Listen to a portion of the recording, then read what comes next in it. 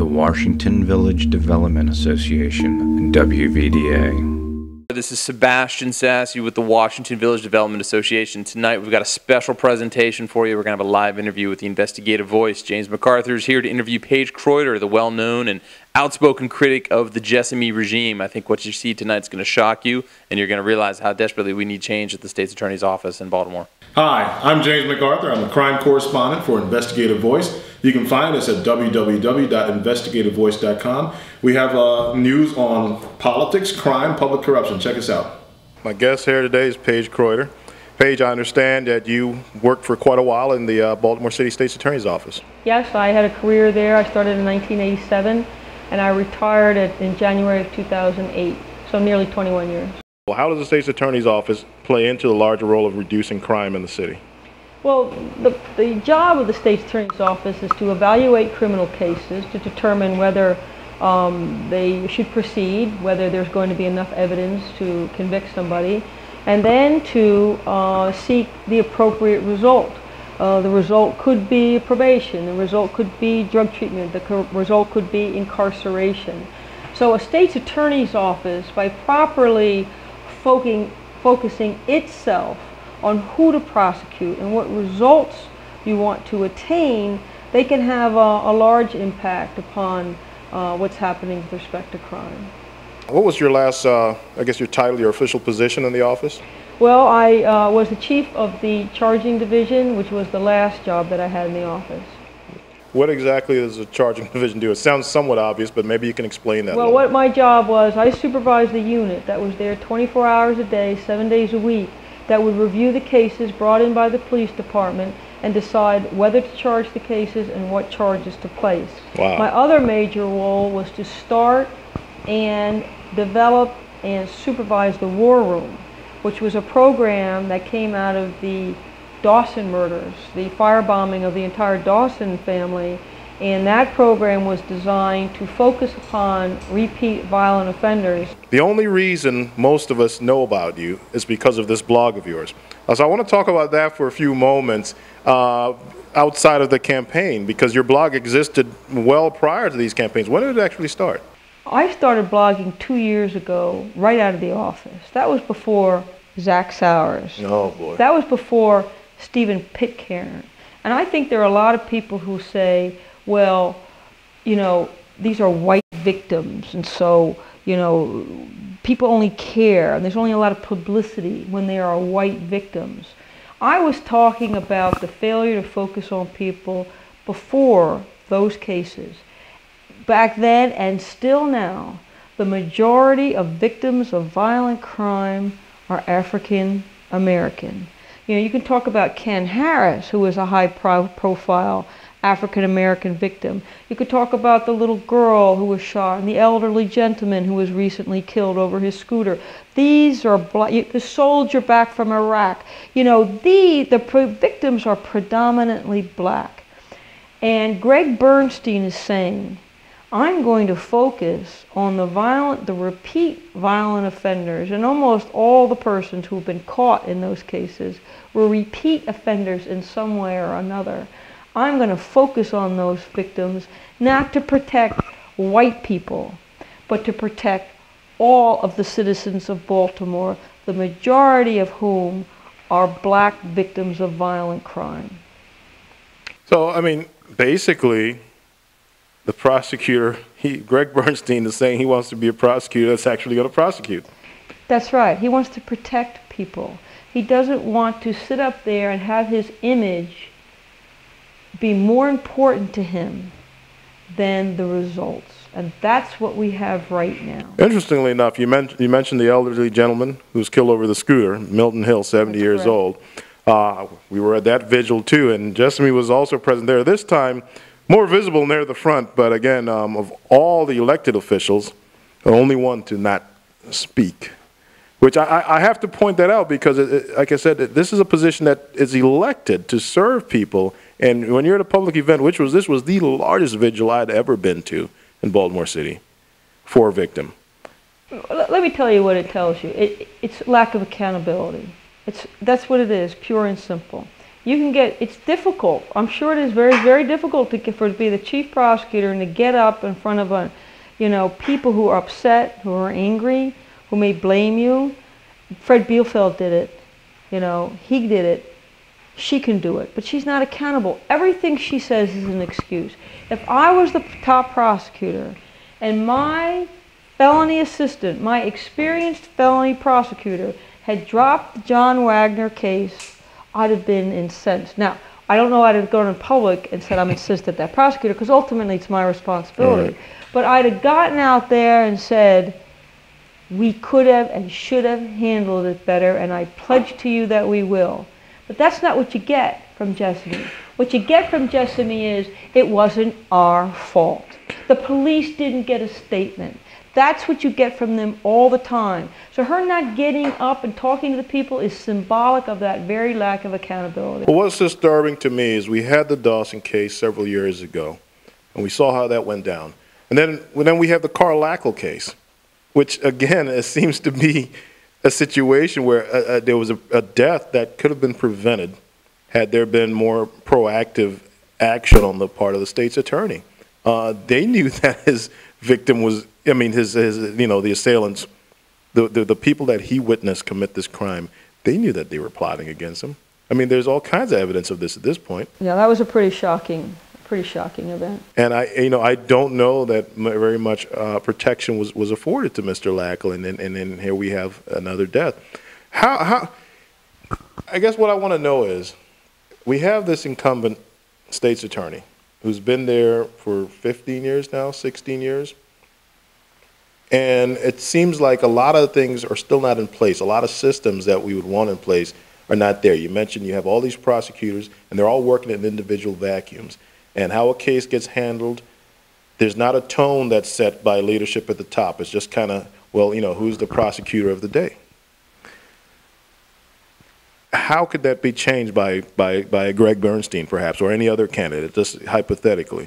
Well, you come in and you educate your prosecutors. You explain to them, what patterns you see, how you want to focus your resources.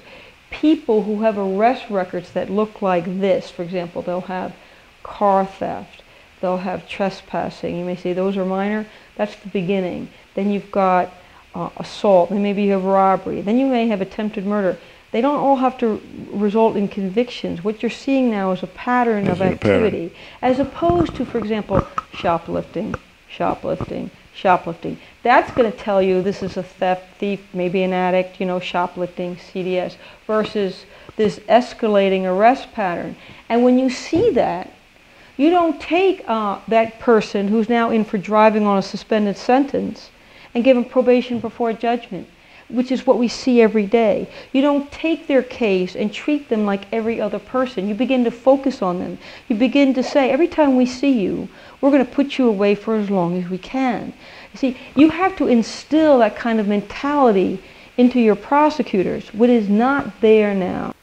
Yeah, so the main challenger for incumbent Patricia Jessamy is Greg Bernstein, who has been attacked many times by her and her camp as not having a lot of prosecutorial experience. The ratio of his experience leans more towards being a defense attorney. But should he win this election, he steps into office, what are the first three things Greg Bernstein should do to turn things around? First, let me back up to your characterization of her criticisms of him.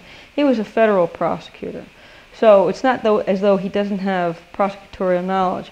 Also, a good defense attorney is going to know what a good prosecution is. I mean, I was effective as a prosecutor because I thought about my case from a defense point of view. What were my weaknesses? How do you put a case together that's going to withstand the defense? So being an experienced criminal trial attorney is important. And I also could tell you this. When I found out in the Pitcairn case that case was dropped at a preliminary hearing, the two different reactions, one from Pat Jessamy, oh, we had to have the victim at the preliminary hearing. But when I called up Greg Bernstein and I said, did you know that this case was dropped at the preliminary hearing? He was aghast. So there you have it. For all of her 15, and before that she was a deputy state's attorney, she doesn't have a clue about prosecuting a felony case whereas he knew instantly what an awful excuse it was to drop a case. Now, what were the first 3 things he should do? One, he's got to change the culture of the office. Everybody can do what they want with the case. They have to learn how to focus and use their resources. They have to be more creative, and they have to stop being afraid to try certain cases. You can't be afraid to try a case because your victim's giving you a hard time. When you say afraid, what is, we don't, this is a new concept to me, that the prosecutors are afraid to try cases? They're afraid to lose a case. Okay. Okay, I can give you a very good example. Again, this came to me through the war room, and I got to see how the narcotics unit operated in the state's attorney's office. Here is a guy, he is in jail, he's in prison, serving a sentence on a handgun case. The Department of Correction decides to release him on work release, so he's technically still locked up. He gets arrested for selling drugs, but he's not the one handing out the drugs. He's the one directing everybody to the money men, right? To the drug men and to the money men. So he's part of it, but he's not handling anything else. So the felony prosecutors refuse to charge the felony against him. Instead, it's handled as a misdemeanor, and he gets 6 months, and he serves it at the same time that he completes the sentence. Mind you, he commits this crime while he is already serving a sentence. He gets 6 months. While he's on work release. That's correct. And he gets 6 months, which is concurrent to the rest of his sentence, okay? Now he gets out and he's on parole. It's called mandatory release, where he gets out because of his good time credits.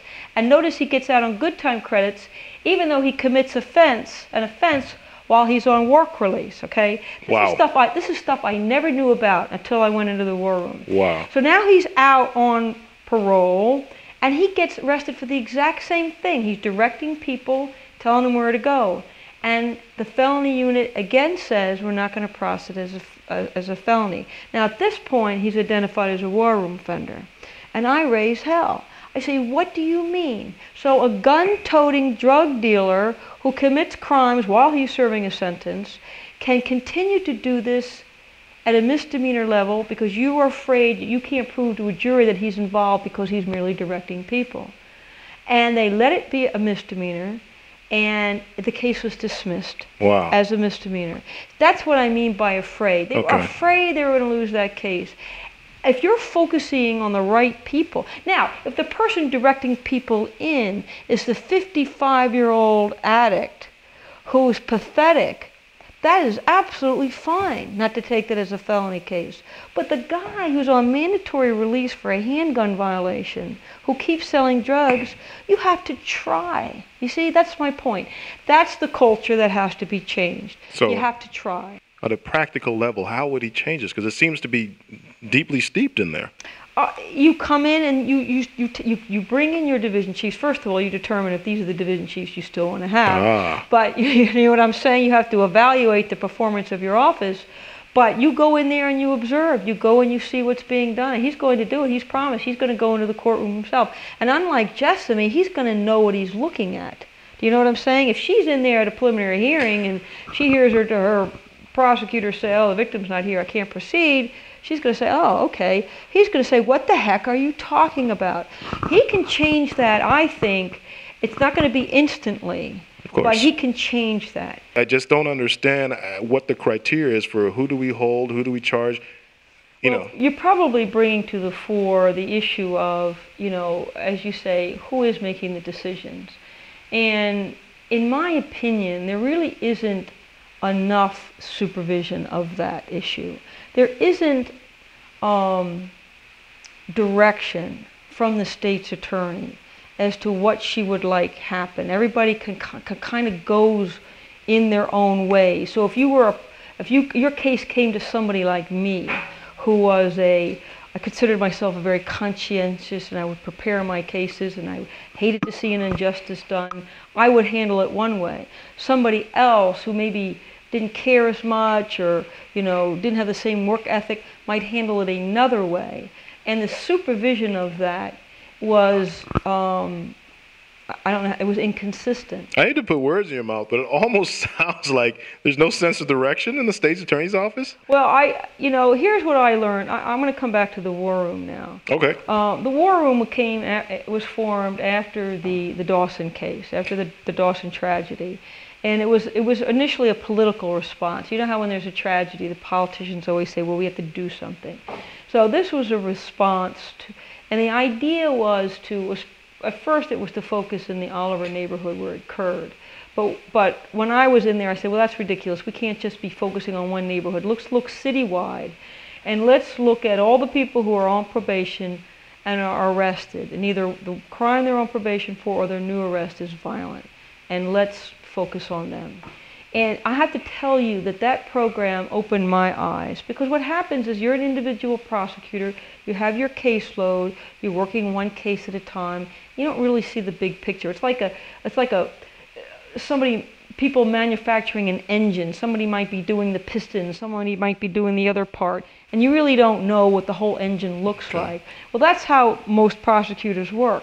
Well, when I would follow these cases, we'd identify who the war room offender is, and we'd follow him through the system.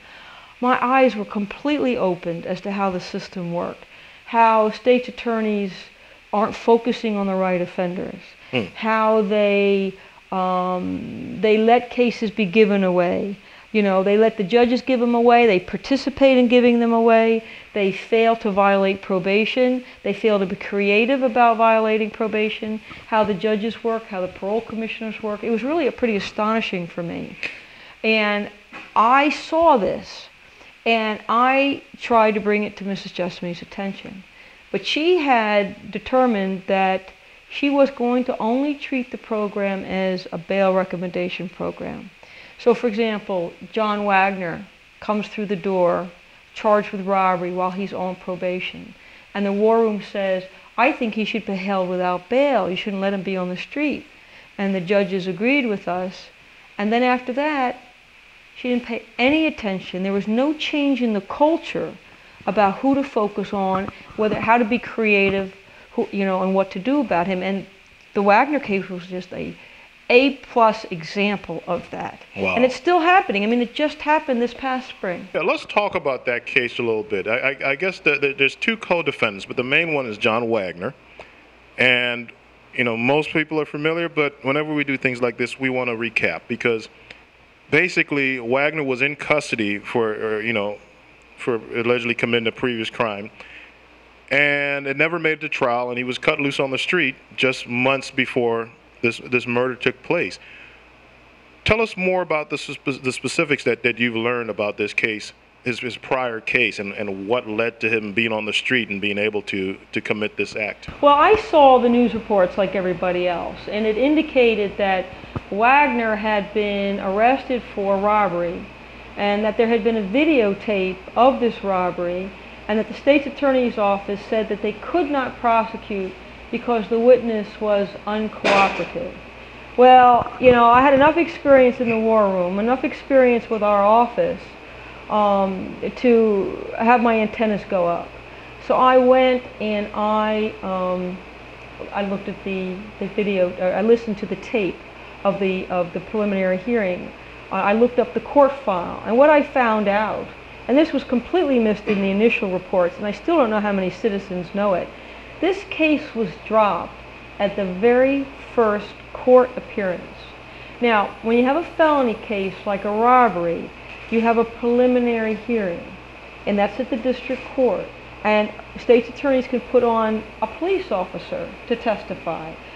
They have a number of techniques, but the one thing they don't want to do is put a victim on the stand at that level, because they're subject to cross-examination and so forth.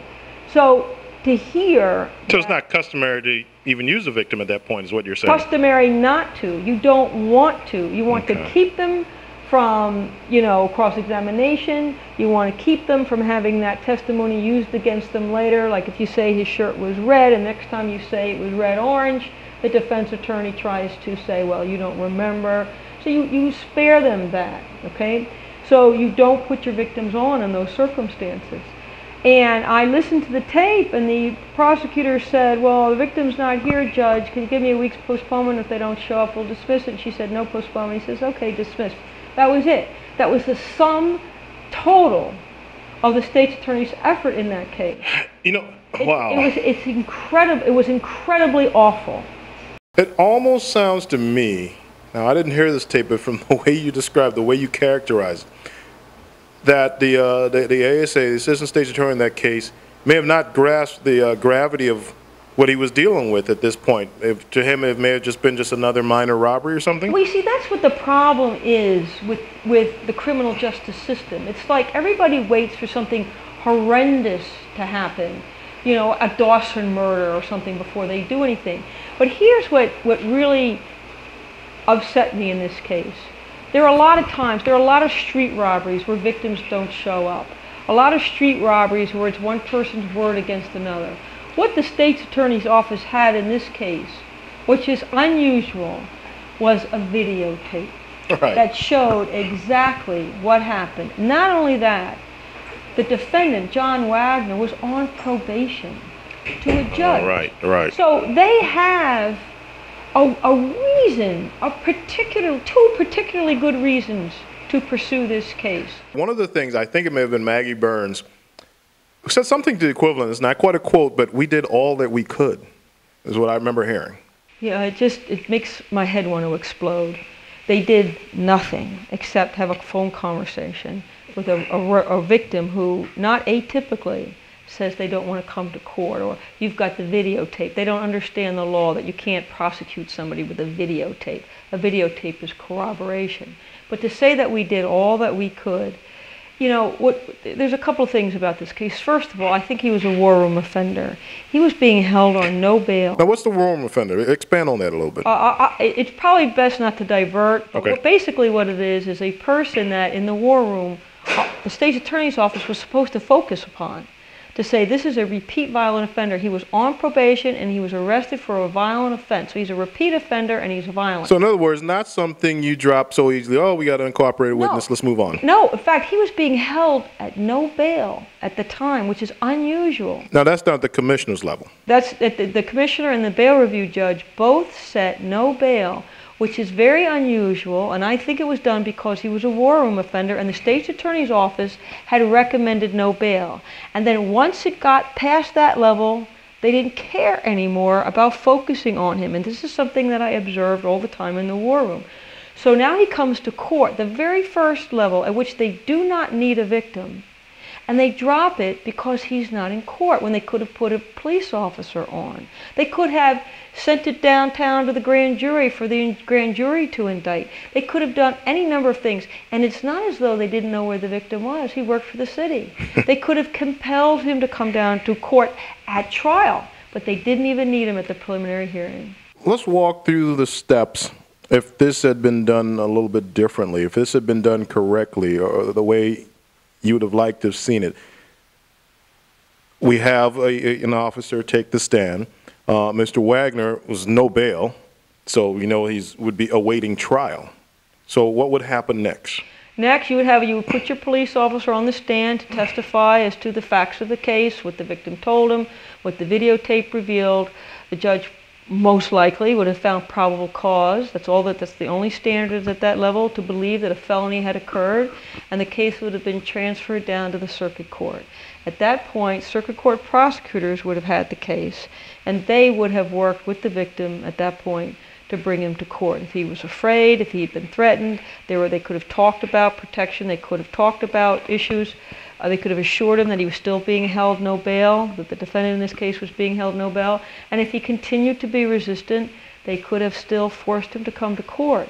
I think it was unlikely that the victim in this court, once most of those witnesses get on the stand, then they tell the truth. And he had the videotape to corroborate him. In my opinion, it would have been a slam dunk case. Ms. Jessamy says that she personally looks over the details of every case. And I don't expect that to be, you know, ultra literal every last case, but I certainly imagine war room cases and these higher priority cases, you would think that the chief prosecutor would look them over. It would be impossible for Mrs. Jessamy or for Pat Jessamy to review all the cases. Well, she said it. Though. Well, that's, you know, I smirked when she said it, but she did say it. You know, I'll give her a break and say she misspoke. But I'm sure she reviewed this case. In fact, I know she reviewed this case after the fact because she spoke about it. And one of the astonishing things that she said was that they had to have the victim at the preliminary hearing because they needed his statement under oath. And what that said to me is that she personally does not have a clue about how to prosecute a felony case. Interesting. Okay, so now, if he's on probation, there's another technique they could have used. They didn't even have to proceed with the robbery. They could have produced the victim, or maybe even the videotape, at the probation hearing, if they wanted to do it that way. In other words, suppose the victim moves to Timbuktu and they can't find him. They could have taken the videotape, assuming there's sufficient, you know, view of him on the videotape or a means to identify him, and taken it into the probation judge and said, look what he's doing here.